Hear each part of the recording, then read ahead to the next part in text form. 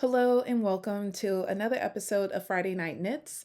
Today's episode is slightly different from previous ones. In earlier episodes, I usually just talk to you or straight at you about my current projects as well as occasionally, I should say, finished objects. But today is going to be slightly different. Today, I'm going to be sharing with you not only what I'm currently working on, but one spectacular finished object that I'm so excited to share with you.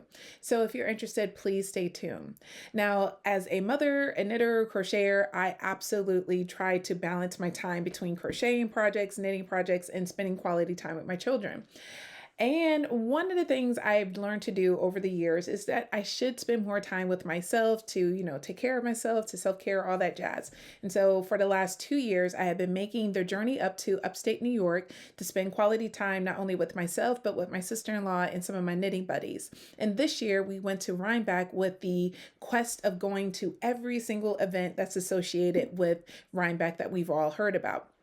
So our first journey was arriving at Pick Up Every Stitch, where we had the wonderful opportunity to catch up with some podcasters, as well as discover the PetiteKnit cloud sweater. My sister-in-law fell in love with it when she saw it on display above some of the beautiful collections of yarn that Pick Up Every Stitch has. And not only did she find the perfect sweater, she also found the perfect yarn for it. And the yarn that she selected was Malabrigo's worsted weight Rios yarn called Va. It's color 51. It's this emerald green that has a little bit of black and navy blue speckled in various places. There are some lighter components to it, but it's definitely one of the most beautiful hand-dyed yarns that's made commercially that I've ever used before.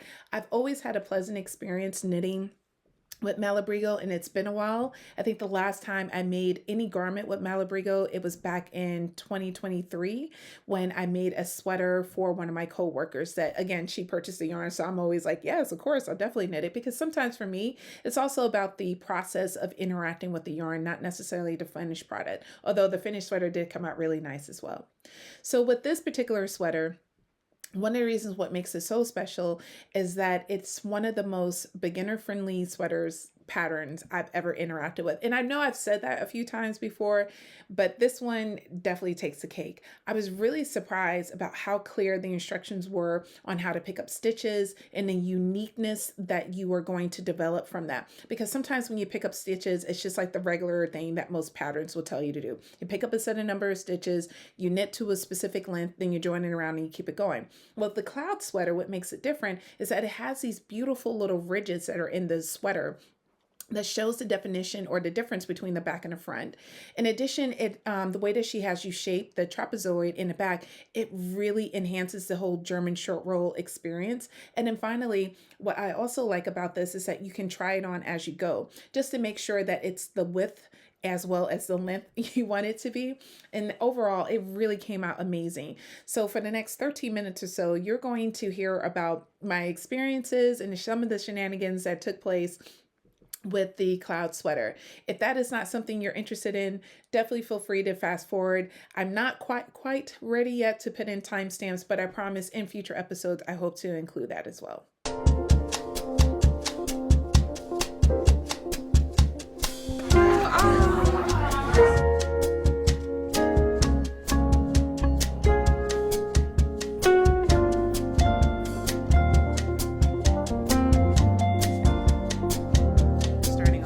Because my last video was poop-de-de-booped. I am in the middle of frogging my swatch because tonight I am casting on the cloud sweater. I have plenty of items on my whips, no need whatsoever to cast on another project, but today was a day.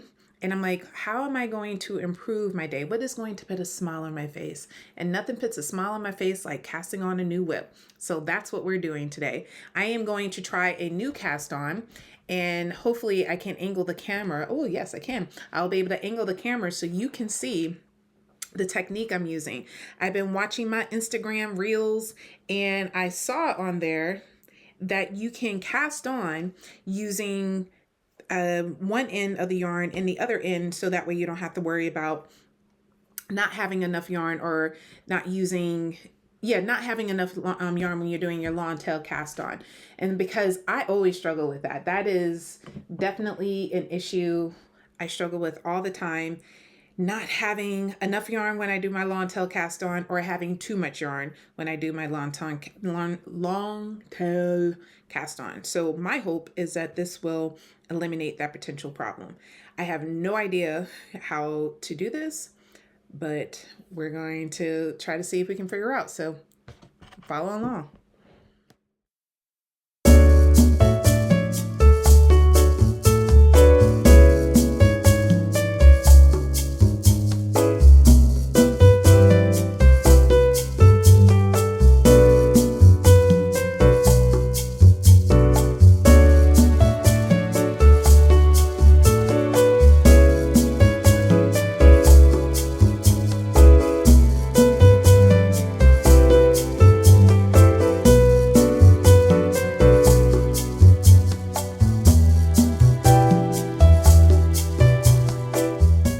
This is me counting my stitches just to make sure I had enough and getting myself organized and reading the pattern.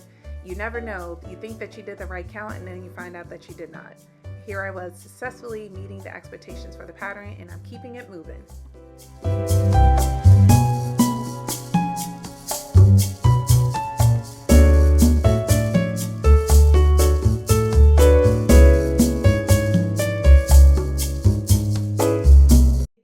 Check-in.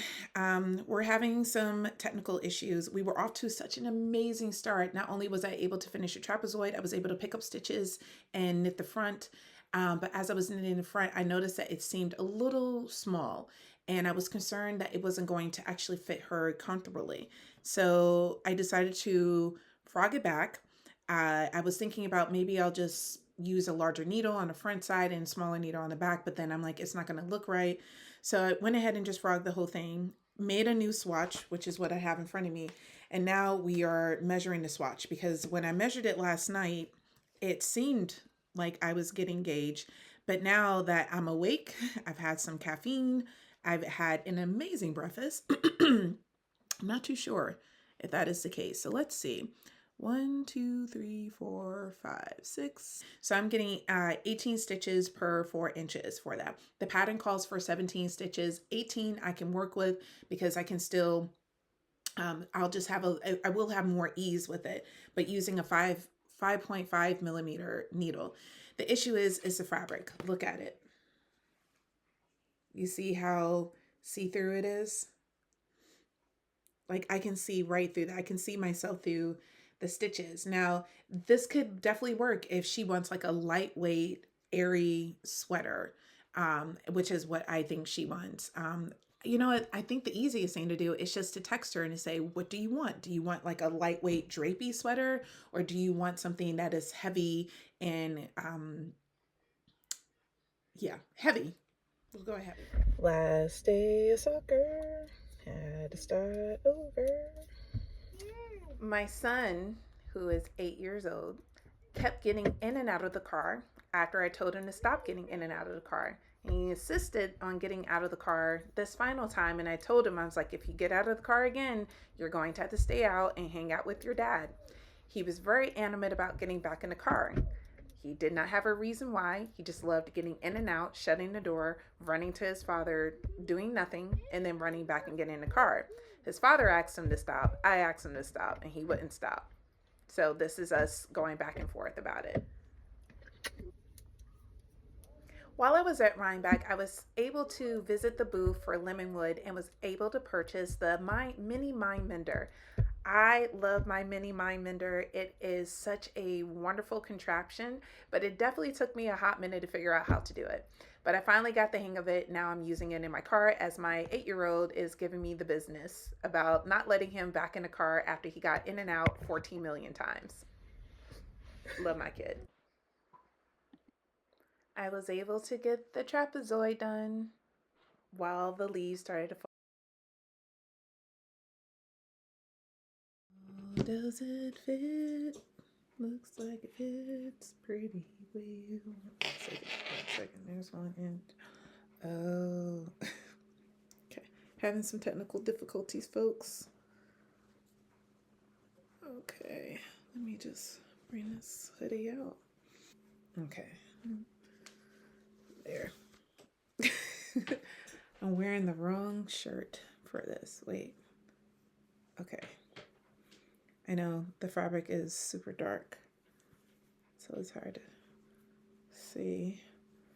But I think the size I'm making is the right one because I'm wearing a sweatshirt, a t-shirt underneath, and this does not feel snug at all. I think this is going to work for the size I'm making.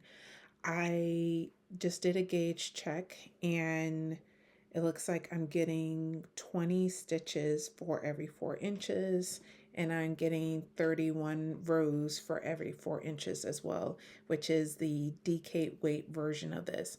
And looking at the pattern, it's only an inch difference in the collar length. That's the only thing that's different. Obviously, the amount of stitches that you cast on is different. I'm using 4.5 millimeter needles. I cast on with a 4.5, and I did one end in 4.0 and the other end in 4.5. And I was like, I don't want to do that because I'm not going to knit in a round properly. And so I went ahead and switched it to 4.5. When I did, I don't know, because maybe that's the reason my back gauge may be different from my front. See, here's the back.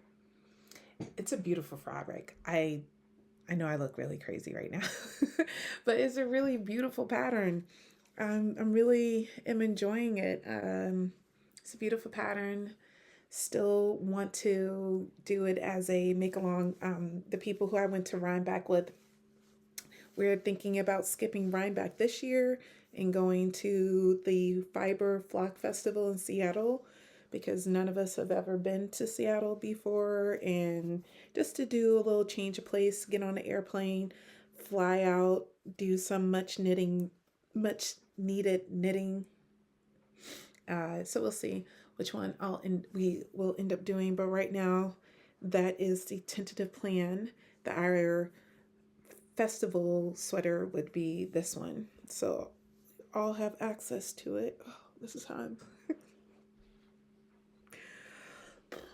All right, yeah. So this is what it looks like off the needles. Yeah, it's coming along. It's working out really, really quickly. And that's what using a 4.5 millimeter needle. So this is what the back looks like. I did the length. The stitches are still live. It's coming along really well. The fabric is gorgeous. It's really dark in here, so I know the lighting isn't really showing what the pattern looks like. As you can see, you do your trapezoid, and then you do this really cool stitch pickup. Can you see that? The garter stitch right there. And then you're knitting back and forth and around on the front until you get to the specific length as stated in the pattern, or your desired length.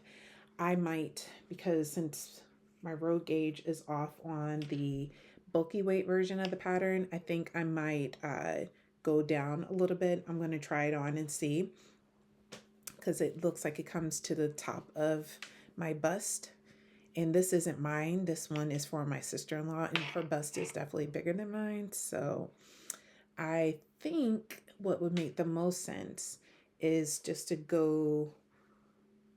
continue down before joining it around. I might do, yeah, I'm going to have to think about this.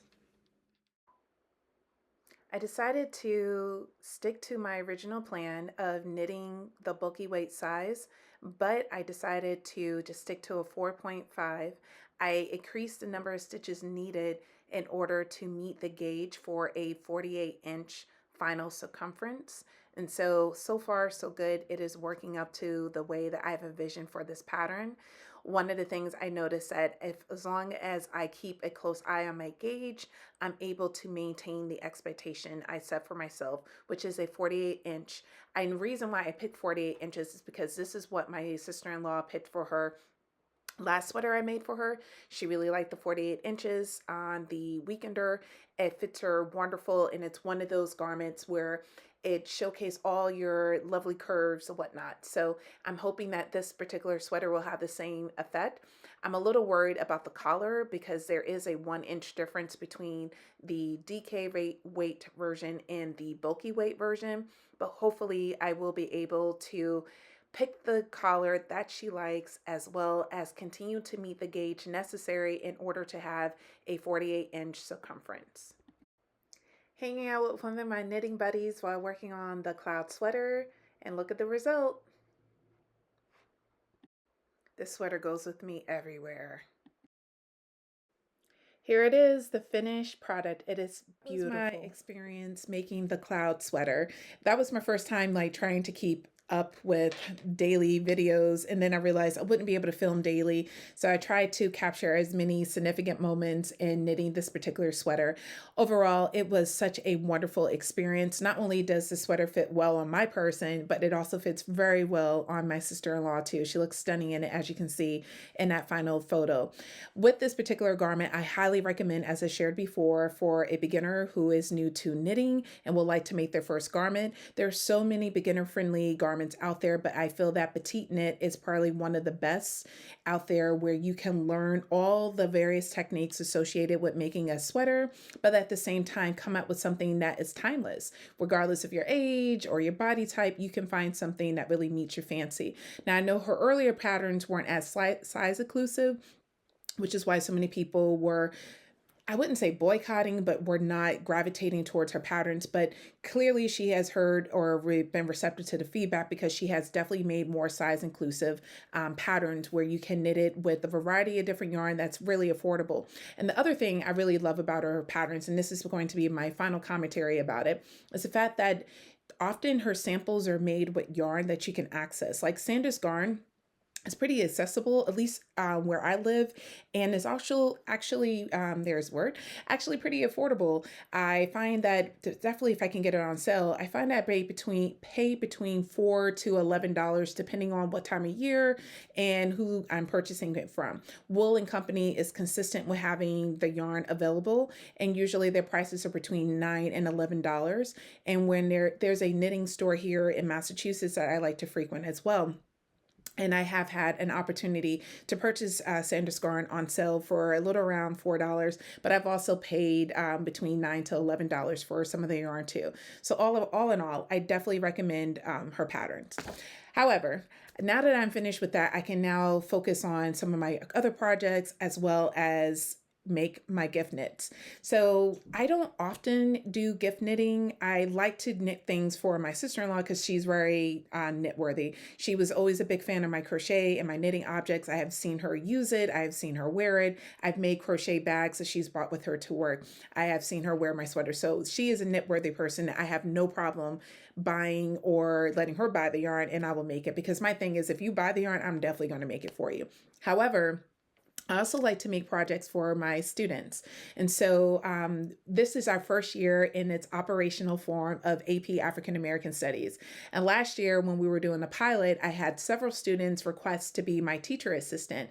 And one of them, he is an amazing student. He did such a great job with the curriculum last year and gave such wonderful feedback that really helped me improve the projects that I was developing for my students to do for this current school year. And so because of his wonderful, concise, and actually constructive feedback, because there's often times when students will give us feedback where it's like, now you just complain and just complain. But with this particular gentleman, he was very clear about what could be done to improve the experience for students. So when he asked to be my teacher assistant, I was like, heck yeah. And so what I always do with my teacher assistants, I make them a gift. Now, I learned my lesson last year when I tried to make the folklore cardigan, as well as this big, beautiful, bulky scarf. And I did something else for another, because I had like 3 teacher assistants last year. So this year I kept it down to 2. So number 1. And number 2, I also was very specific about what they can have. I told them they can either have a hat or they can have a scarf. And the gentleman I'm making this for, he said, well, I don't really wear either of those. I'm like, well, I could do the gloves, because I was hoping he was going to say fingerless gloves, because those penny gloves by PetiteKnit, they work up so quickly. That is not what he requested. He wants gloves with fingers on it. Now, I've never knit or crocheted anything but fingers. I've always either done fingerless or a mitten where it goes over the hand. I tried to talk him into it, but he wasn't really interested. So I went ahead and just said, you know what, I'm going to cast on, because it's something I've never done before, and I like the challenge. So I have a whole month and a half before our semester comes to an end to make this for him.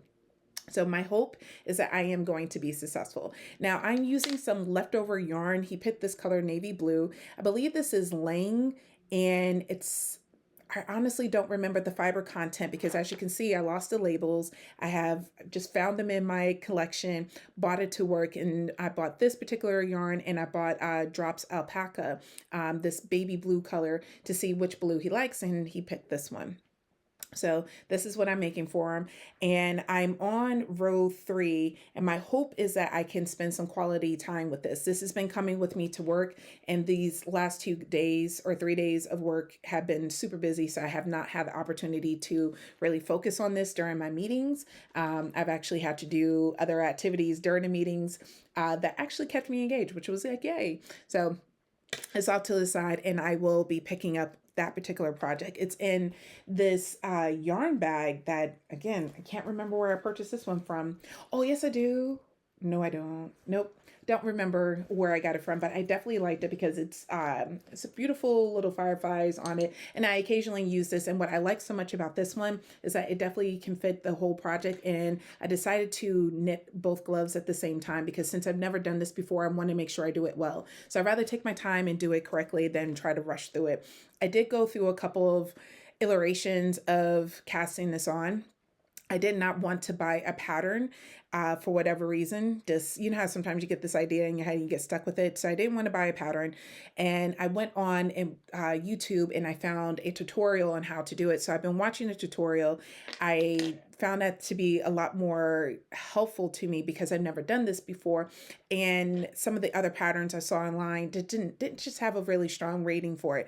And unfortunately, PetiteKnit doesn't have that, because I've noticed that whenever I'm doing, like, this is my first time ever doing something, I gravitate towards her patterns because I know I can read her pattern. I know I can understand the expectations. So with all that said, I am knitting this on a US, let's see, US 2 Chago, using a 2.75 millimeter. The initial pattern called for with the tutorial that I'm watching. It's by Norman. He does nimble knitting or nimble needles, something like that. I will link the description or the link to the video in the description. But nevertheless, he uses a larger needle, and I didn't like the cuff. I thought it was too wide, and my student, his wrists are pretty small like mine, so I decided to go with a smaller needle, and I like this one much better. It has a clearer cast on, and I think it would have a firmer fit. Plus, I know this yarn has some form of superwash content in it, which means that it's going to grow, which is another reason. And the ribbing that you're doing for this particular pattern is it looks like a 3x1. All the more reason why I'm just going to use a smaller needle for the ribbing, and then I will go up to that. So I'm going to keep these in my bag because I have a feeling I might need these in the future. I have nothing else. I don't have any other notions in here, which is unlike me. So probably when I'm done with this, I'm going to add some additional notions to that. So that's the first current whip. The other gift knit that I'm making right now for my other teacher assistant, she too was a part of the Pilot 2 experience with that. And by the time that she was in my semester class, we had a pretty clear idea what will be the required sources. We also knew that there would be some future versions of AP Classroom that will allow students a little bit more access to the content where they didn't have to rely on the PDF. So because some of my kids love like the PDF where they can interact with the text online, because AP AFAM requires students to interact with about a little over 150 required sources. And with those required sources, they would then have to apply their knowledge if they decide to take the AP exam in itself. So anywho, she was such a doll to have in class, and I really enjoyed her energy. So I wanted to make something for her as well. So I told her, again, she can do either a hat or a scarf because those I can make pretty quickly and it doesn't require a lot. And she told me she wanted the color green. So I have, as you know, some green yarn in my collection. So I brought it with me to work, and she picked this beautiful Color Theory yarn by Lion Brand. And I'm glad she made that selection because if she puts this in a washing machine, she doesn't have to worry about it, shrinking or whatnot. And I was initially going to knit this particular scarf for her because, knitting is my jam. But lately I have been on this crochet tip. So I rewatched a tutorial. I want to say it's by Nastasia. that she did for knitting a basket weave. And so this is what I decided to put on. And because I'm going to make this super long is the reason why it's a little bit more drapey and a little bit more see-through than I would have probably have done initially. But I figure she'll be able to wrap it around her neck a few times. So I think I need to change that light bulb. Wrap it around her neck a few times. I'm using a USK and which is a 6.5 millimeter, and it's working up pretty quickly. This was just with 30 minutes of crocheting, and I decided to put it down because I have other projects that I need to do. So my hope is that every Wednesday and Sunday, me and this particular item will spend quality time together, and once I get a rhythm with it, it definitely will pick up speed. That's one thing I will like give my little self a little pat on the back. I'm pretty fast at crocheting, where even though I'm going pretty quickly, it still comes out pretty high quality because I feel more comfortable crocheting. I feel more confident in crochet than I do with knitting. Knitting, I second guess myself quite often, especially if it's a technique I am new to. So that is my second project that is a priority knit, or project, I should say, because the last one I shared with you was not a knit. What has been on my needles way too long, given the fact that it's such a easy, bulky weight project, is my, no, this isn't a cloud sweater. This is I'm going to think about it. It's a sweater by PetiteKnit, and it's called the Wednesday sweater. I don't know why it was taking me a minute to remember, but it's called the Wednesday sweater. And as you can see, I finished the body. I decided to do the split hem. She gives directions on both the split hem and knitting in around. So I chose to do the split hem, and I'm using 3 different yarns with this particular pattern. I'm using my Drops Flora, my Drops Brush Alpaca, okay, I'll try again. My Drops Flora, my Drops Brush Alpaca, and my random 100% cashmere yarn that I purchased from Temu. Now, whether it's 100% cashmere, I don't know, but that's what the label said. It doesn't have any other name to it whatsoever, but I was hoping I had a label in here so I could show y'all what it looks like, but I don't. But I do have the Drops Flora label because you needed to see that. But it's coming along really well. I'm actually almost done. As you can see, the body was the part I really wanted to make sure I had the length of it the way I wanted it, and I'm glad that I did. So now I'm doing the collar. No, excuse me, I'm doing the sleeve. And I was working on this sleeve while I was in a movie theater. So yesterday we took our sons to see Moana 2.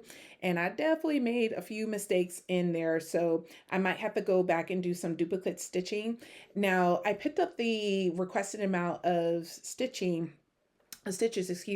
for the arm length. And I really was second guessing about how well this will fit, and I ended up trying it on, and I found that the fit does fit well. I tried to try on the sweaters that I want to be oversized. I try to wear my hoodies. I'm always in a hoodie in my house anyway, so I wanted to see, like, will this fit comfortably over a hoodie, and it does. And then so it's perfect for those days where I'm feeling a little bloated and the days when I'm feeling all slim and slender.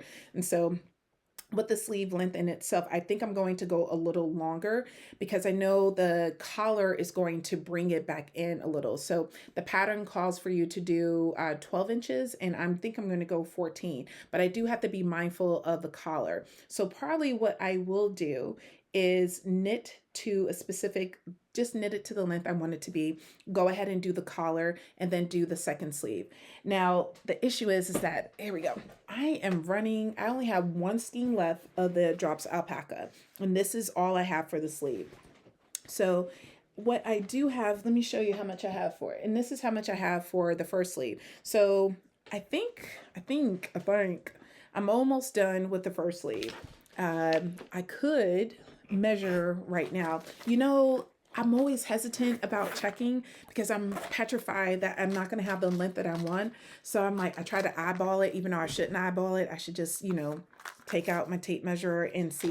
Because according to this, y'all, I'm at 10.5 inches. Ooh, actually, I'm at 11. Oh, sweet. So I'm almost at the length I need to be per the pattern. So I can definitely go another inch or two. Because the cuffs are 4 inches long, I think. I could be wrong. Hopefully I'm not giving away too much because she includes the somatic in her item. But yeah, I like it. I love it. Yeah, I really, really love this. I can't wait to wear. I actually am hoping my goal is to finish this by this Wednesday. No, I need to finish this by Monday because I want to wear it to in New York. I'm going to New York for a work meeting next weekend, and so I just see myself wearing a pair of jeans and my cute boots with this on.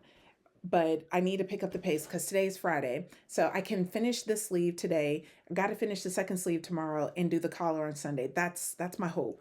But Sunday, I'm also chaperoning a field trip to a homeless shelter, so I don't know if that's going to happen. We'll see. I'm going to try to push along. And if I can't wear it in New York, it's all good, but I really want to.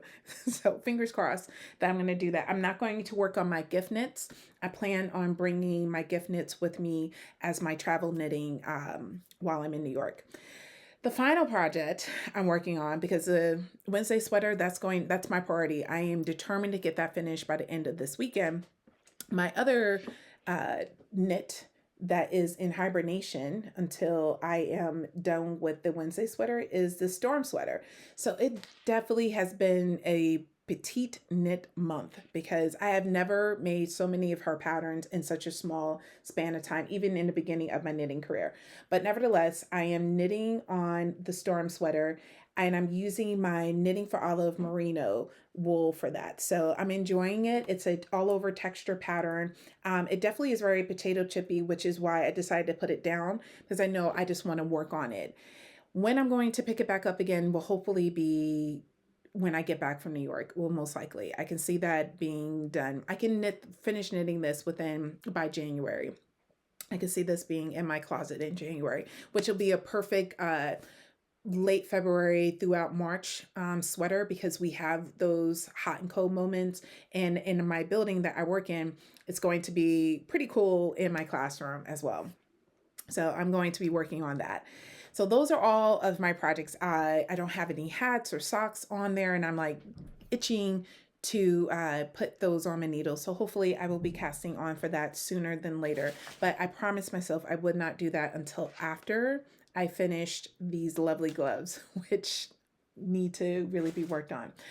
But now I just want to quickly talk with you all because I know that this video has been pretty long and I don't want to be super long, but I wanted to quickly share with you about some recent acquisitions and some major life moments. I may have mentioned over the summer that Veronica Lindbergh did an email call out for anyone who would be interested in doing test knitting for her upcoming book. The book is called Knits to Wear.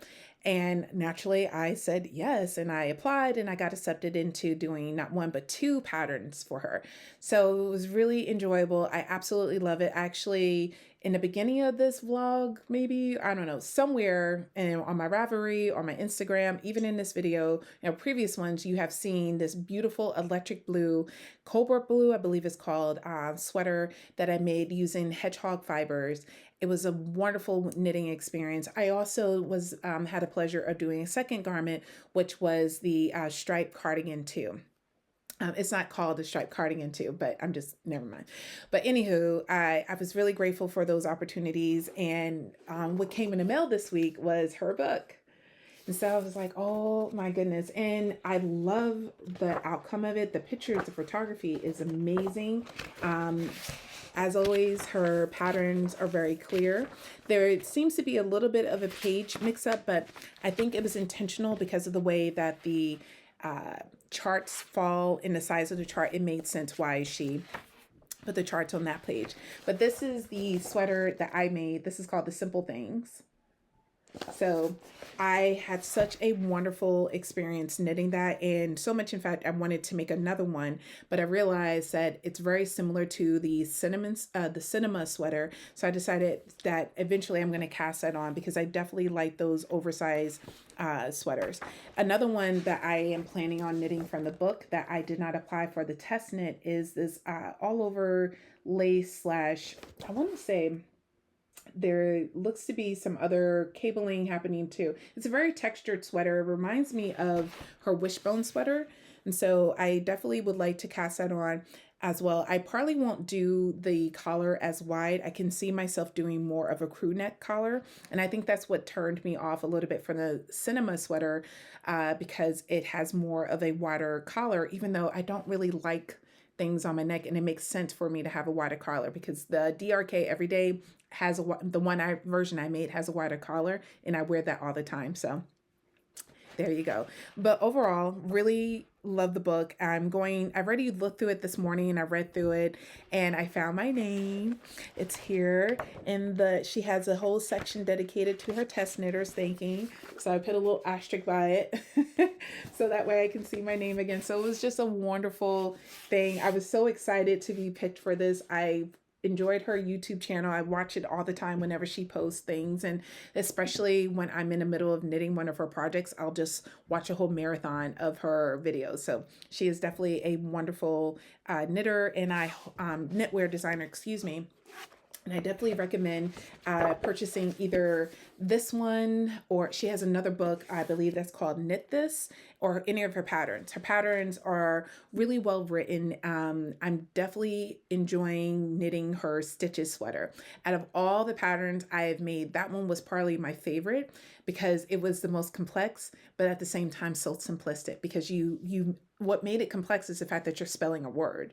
But what made it simplistic was how clear the chart was and the transition that you're making from the color word to the color work again. It was outstanding. So definitely glad I did that. Another acquisition I made, or was given to me, I should say, was at the book launch. So I may have mentioned in previous episodes, I honestly can't remember or not. I've been a little quiet about this, but I co-authored a textbook, actually the textbook that is aligned to the AP African American Studies class. Now, I've been a teacher for 16 years and I fell in love with education. I can sit here and gush about this till I'm blue in the face, but none of you are here for that. You're here for other content. But I must say that becoming a teacher was the best decision, excuse me, that I've ever made in my life. There are many things I have done that I'm so grateful for that I've had a wonderful opportunity to try out. But teaching has given me this new sense of purpose. I get a chance to do the things I love, such as reading and research and writing and being creative with all three of those items. In addition to that, I get a chance to interact with people that are so curious about the different functions of life and why they happen the way that they do. And then finally, I really love the fact that every year is something different. These children that come into your classroom, now don't get me wrong, they do still do the same things that the other little ones where you're just like, why? Why? Like, you think this is my first year, my first rodeo? I know exactly where you're going. So don't get me wrong. There are some repetitive behaviors that I'm accustomed to, but their interest in the content is always going to vary from year to year and or semester to semester in my case. And so it's my responsibility to find a way to keep them engaged and keep them excited about learning things. Now, there are some definitely days where it's a hit or miss. And so with teaching AP African American Studies, many of the students who are there, because they never learned about the expansion of the United States interest from the perspective of Black Americans. They often learn about slavery and the horrible experiences that many people have. But what I love about this framework is that they get a chance to learn about the resistance and the resilience of Black Americans and Africans during this particular time. So when I was invited to work on the textbook Freedom on My Mind to adapt it from the college African American Studies 101 course, because many students across the world take African American Studies at a 101 level. And so the textbook company, BFW, wanted to adapt that version of the book to AP AFAM. And I said, absolutely, because I had already started to use the book in my classroom for the first year of the pilot. Well, long story short, not really. I came in, gave feedback, wrote different things. Then I was invited to actually co-author the textbook with another author, Alicia Butler. And we rewrote the unit openers, questions, reorganized how the chapter should be presented to students, and just basically just gave that high school teacher perspective about what a textbook should look like. Like, imagine being a teacher and being able to tell a textbook company exactly what you want, where you want it, how you want it. It was incredible. And so I'm going to share with you the cover. Oh, hopefully the lighting. So this is the cover. It is absolutely amazing. I am very proud of myself, and I'm proud of the collaboration that I was able to do with this phenomenal teacher and editing team at the book company. And so this past weekend was the National Council for Social Studies here in Boston, Massachusetts, and I was invited to go. And on Thursday, we went to the African Meeting House where we had a presentation from the Democratic Knowledge Project. They did this phenomenal simulation of one of their lessons. We also had a wonderful opportunity to tour the facility and hear from the tour guide about the different artifacts that they were able to keep, as well as the history behind the building in itself. And we were able to take pictures, and it was just such a lovely evening despite the horrible weather that was happening outside. And then on Friday, I got a chance to go to the actual conference where I get to tour the exhibit. It's been a few years since I've been, so it was nice just to kind of catch up and see former colleagues and to see current colleagues there too, and to go to some really amazing presentations too. So that was a lot of fun. And while I was there, the book company was there too, promoting the book, and they gave this gift to the other co-author and I, which is going to be my next project bag. So I am definitely going to do some yarn shopping tomorrow to support local businesses. And I'm hoping that I will find the perfect project that aligns with the Knits to Wear book where I can fit it into this beautiful bag.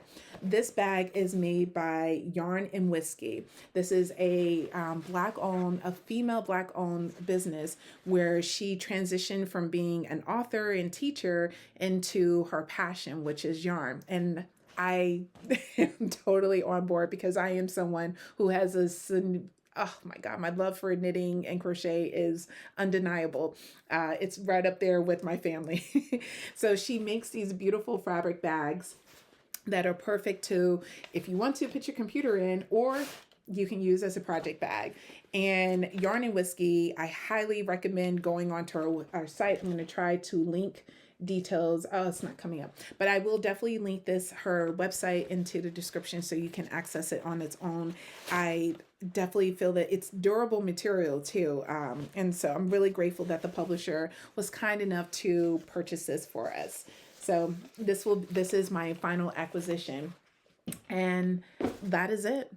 I am still reading some book that my sister-in-law recommended that I don't like it, but I do, and I can't put it down. It's called Zodiac Academy.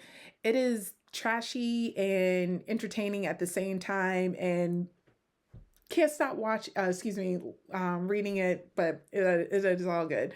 I'm also listening to Ta-Nehisi Coates' The Message. He was supposed to present at the NCSS conference, but he was unable to do so. So I am going to still finish the book because I'm reading it with a coworker of mine. And I'm also listening to this book that's called The Poppy Wars, and it's really, really engaging. I'm on the second book right now of the Poppy War series. Highly recommended. I'm listening to it rather than reading the physical book of it, and I really am enjoying it. So that's all that I'm listening/reading right now. I'm not watching anything. We haven't really sat down in front of the TV to watch television series together as a family or with just my husband and I. So I'm hoping that now that things should be settling down for me next weekend. After next weekend, that is my last major event until February. In February, I'm going to be co-hosting an AP AFAM Expo at the African Meeting House, where we'll get a chance to celebrate the curriculum as well as promote the book. So I'm really excited about this opportunity to do this dual celebration. And what's so incredible, it get a chance to focus on the students, the kids who want to take the class. We're not indoctrinating, we're not forcing this content on students. We're just offering them another way to perceive the experiences of Americans of African African descent, and it's been incredible. And I'm so excited to present this or share in this experience with them on February 28th. So that's coming up. So I'm going to have some downtime, which I don't know how I'm going to handle that too well. Maybe I'll just probably pick up another habit, right? Or hobby, I should say. And then I can sit and watch a television series with my husband. We'll see what he'll pick out. He's not very good at picking out series for us to watch. But anywho, I want to say first and foremost, thank you so much for sharing in my experience. I hope that this was engaging and entertaining for you as well. And if you have any questions or if you want to learn more about my current knitting journey, you can check out my Ravelry. You can also see me on Instagram. I don't post there as often, but when I do, I try to make it as entertaining as possible. And then finally, if you are interested in learning more about launching your own AP African American Studies at your school, definitely reach out. I'm the lead consultant for the course, and so I'm happy to answer any questions.